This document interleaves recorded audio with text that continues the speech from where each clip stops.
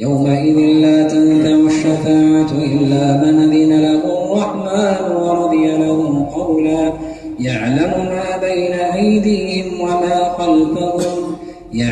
ما بين أيديهم وما خلفهم ولا يحيطون به علما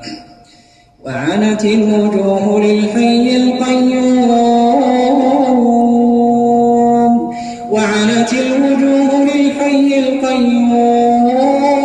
وقد خاب من حمل ظلما ومن يعمل من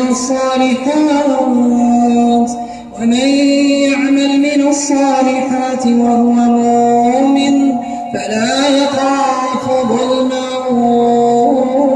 ولا هضما وكذلك أنزلناه قرآنا عربيا وصرفنا فيه من الوعيد لعلهم يتقون أو يحدث لهم ذكرا فتعالى الله الملك الحق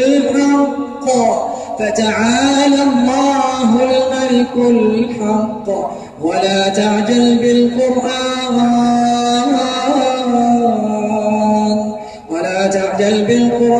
من قبل أن يقضى إليك وحيه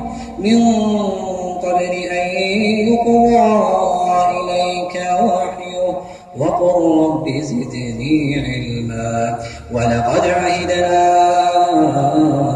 إلى آدم من قبل فنسي ولم نجد له عزما وإذ قلنا للملائكة اسجدوا لآدم فسجدوا إلا إبليس أبى فقلنا يا آدم